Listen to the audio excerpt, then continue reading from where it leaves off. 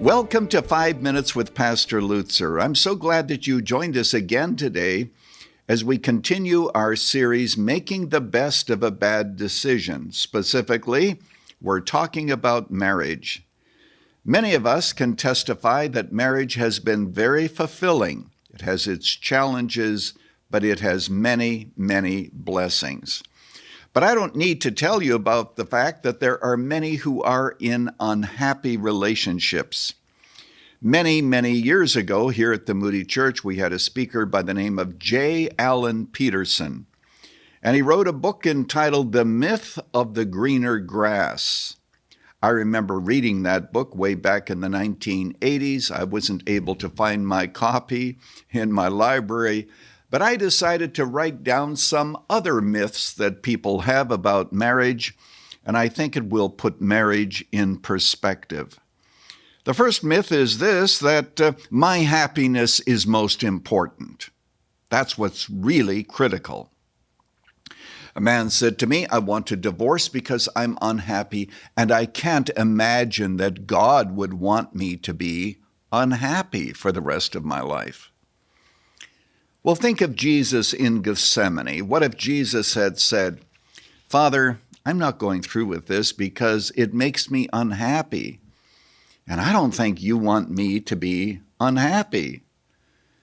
Now, of course, I don't want this man to think that he has to live perpetually in unhappiness. Next time we're going to talk about some important principles to improve a marriage.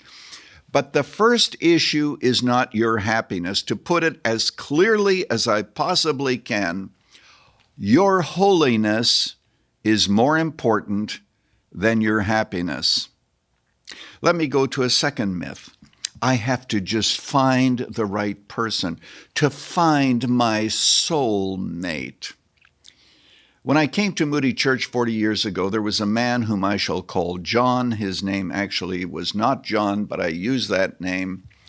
And he was involved in ministry, and he was leaving his wife for another woman.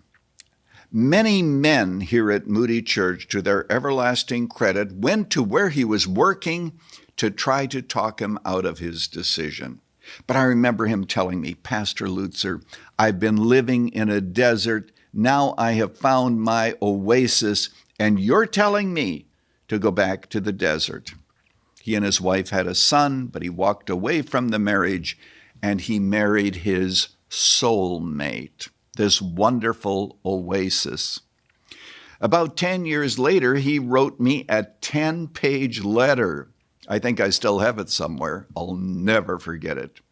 He talked about the devastation of his second marriage. If I remember correctly, his soulmate actually, in effect, kicked him out of the house. She brought children to the marriage. One of them committed suicide. It was horrible. And he admitted it would have been better to stay in the desert than to find this oasis, which turned out to be a very poisonous oasis indeed. My friend, it is more important that you be the right person than that you marry the right person. What we must understand is marriage is a very complicated relationship. You take two sinners, both of whom bring their own darkness and their own baggage into the relationship. You put them together and you say, now please live happily. All marriages have their struggles, their disappointments, their arguments. But in the process of working through these, God works in our lives to show us things about ourselves that we would never discover in any other way. I need to emphasize that it is not just meeting the right person, though I do hope that you have prayed about whom you married. It's not just about meeting the right person, it is about being the right person. Now, very quickly, let me give you another myth, namely, I can walk away from my marriage and still be a caring person. Really, you've devastated your family, but you're caring. Like one brother said to the other, I'm having an affair, but don't tell my wife because I love her very much. Really? Simple fact is that when you walk away and you devastate others, the consequences are huge. One day a woman came to Rebecca and me and she said, my husband walked away. We had 4 children together. And now he wants to be able to attend, their performances. If they're in a play at school or graduation, he wants us to sit together and pretend that everything is okay and appear happy. I wrote a letter to him, and I wish I had kept that letter. Perhaps I have somewhere, where I said, that your ex-wife wants exactly what you do, namely for you to live together in some kind of harmony. But here you are, you're pretending that nothing really great happened. You've devastated your family. You haven't even asked forgiveness. You've just walked away and you've said, well, God can forgive. We have a wonderful deal going. I'm walking away, but it's nothing that God can't forgive, and you have belittled what you have done, and you have no understanding of the devastation that you have wrought. Now, unless you deal with that in an honest way, don't pretend that you can be this wonderful Christian and go to see your kids along with her mother and pretend that everything is okay. Well, I could say so much more, but I want to conclude today with a story and encourage you to look at your marriage from an eternal perspective. It's the story of a pastor that I knew. 34 years of marriage. He walks away from his marriage because, after all, it wasn't fulfilling, and he marries the woman of his dreams. Okay. So he's sitting on the couch one day, 3 months after his marriage, and he drops dead. That certainly was not expected, but it happened.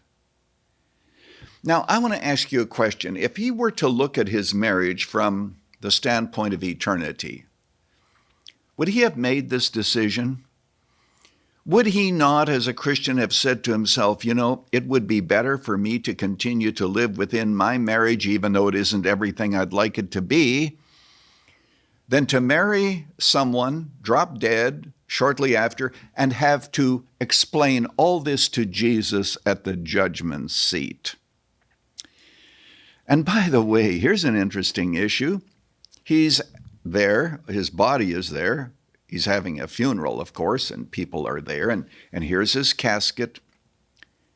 Who stands at the head of the casket? The mother who gave birth to 4 of his children? Or this new woman whom he just so recently married? Do you see the complications that happen? I urge you today, look at your marriage from the standpoint of eternity and ask yourself, what relationship and what commitment brings most glory to God? It's not about you. It's about God. It's about His faithfulness. It's about living for Jesus Christ no matter the cost. Don't fall for these myths. Well, next time I'm going to talk to you about some principles that I think will help you, even if your marriage isn't everything that it should be, and we're going to move on. Thanks for joining me today, but as for today, as you have frequently heard me say, you just go with God. Thanks for joining us for 5 Minutes with Pastor Lutzer. Moody Church Media exists to bring glory to God through the transformation of lives, and we believe this can happen through solid biblical teaching. Access our resources at moodymedia.org or follow us on Facebook at facebook.com/Moody Church Media. Join us next Monday as we continue to explore the deep truths of the Bible and the Christian faith together.